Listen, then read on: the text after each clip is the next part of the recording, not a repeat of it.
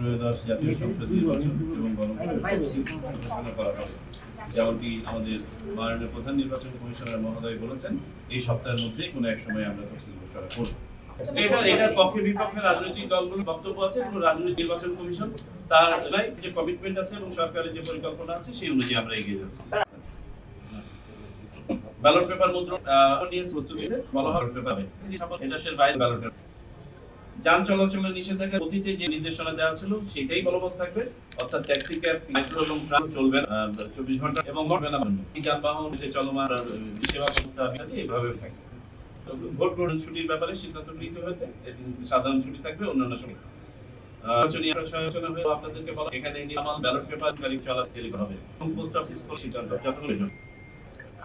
আপনি তিনটা agent personalize গুলো একটি কমিটি ফর্মের বিস্তারের জন্য জাতীয় পত্র সিদ্ধান্ত জাতীয় পরিপূর্ণতা বেড়ে গেছে এবং এই নয় সহযোগিত না জন্য আধুনিক কেন্দ্রীয় ভাবে জিএনআইডি উৎপাদন করতে না যোগ্য নাগরিকভাবে সেগুলোকে রাতে যাওয়ার যে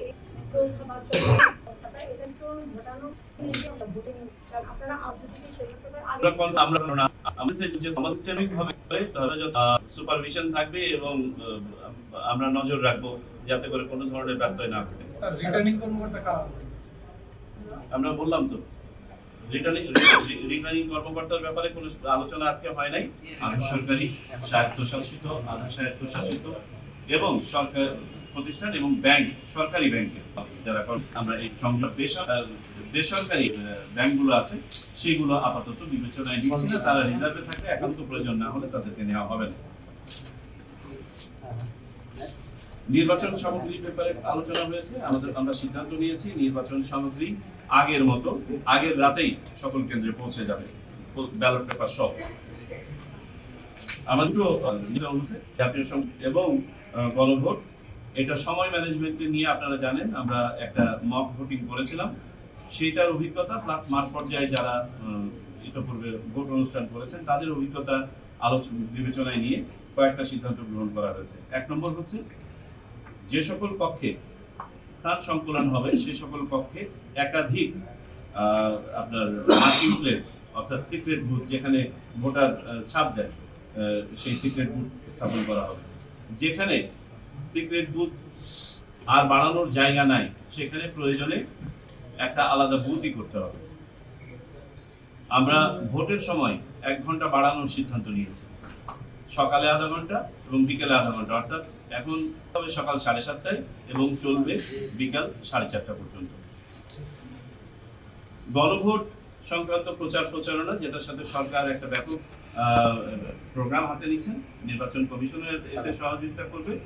তদুপরি গণভোটের প্রশ্নটা যাতে সহজে ভোটাররা আপনার পক্ষে প্রবেশের আগেই জেনে যান এই জন্য প্রত্যেকটা কেন্দ্রে এই ব্যালটটা বড় আকারে ছাপিয়ে ভোটের লাইনের সামনে ঝুলানো থাকবে।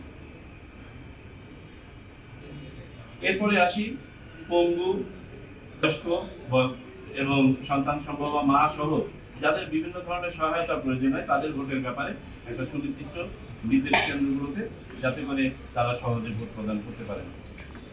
পোস্টাল ব্যালট ব্যবস্থাপনা নিয়ে দীর্ঘ আলোচনা হয়েছে, যেটা সম্বন্ধে আপনারা অবগত আছেন। আমি 2 দিন আপনাদের সাথে কথা বলেছি এই ব্যাপারে। আমি খুব যদি সংক্ষেপে বলি, আমাদের 2 ধরনের পোস্টাল ব্যালট আছে, দেশের ভিতর থেকে এবং দেশের বাইরে থেকে। দেশের বাইরের ব্যালটগুলো আমরা আগামী কালকে থেকে ছাপানোর কাজ শুরু করছি, আগামী পরশুদিন থেকে এটা বিদেশে প্রেরণের কাজ শুরু হবে।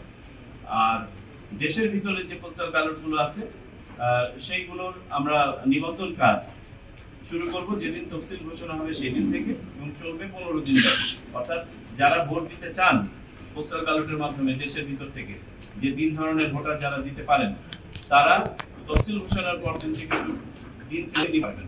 এই নিবন্ধন সম্পন্ন হলে তাদের কাছে ইন কান্ট্রি পোস্টাল ভোটিং এর ব্যালট চলে যাবে।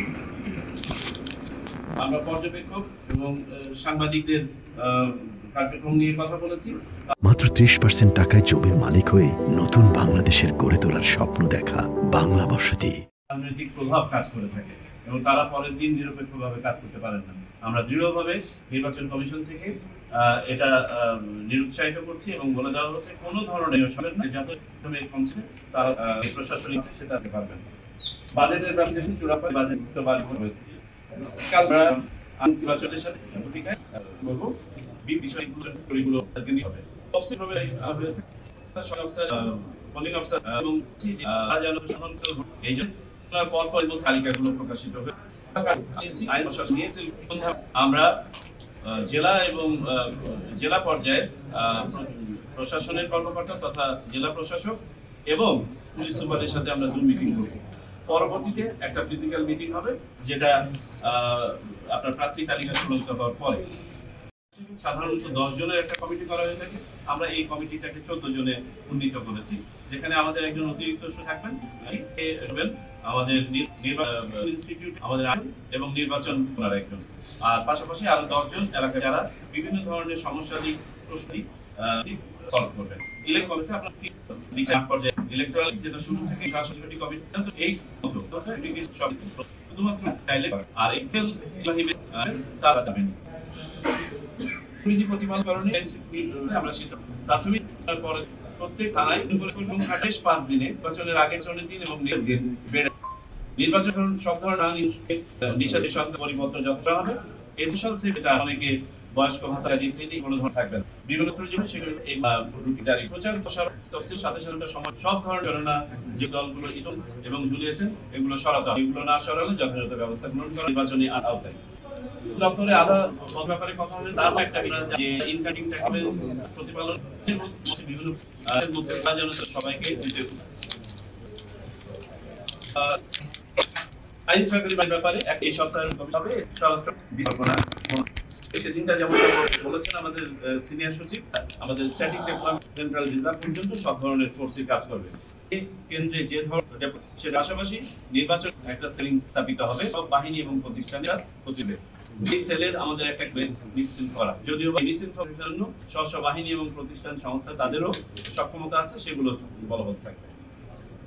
তবে কিছু রাষ্ট্রীয় জিনিস আছে যেগুলো এখানে কোনটা করা যায় না, অনুদান আপনার বিভিন্ন ধরনের নতুন করে কোনো প্রকল্প গ্রহণ ইত্যাদি প্রকল্প সেগুলোতে বাধাগ্রস্ত করার প্রকল্প সেগুলো নির্বাচন কমিশন বাধাগ্রস্ত করবে নতুন কোনো প্রকল্প।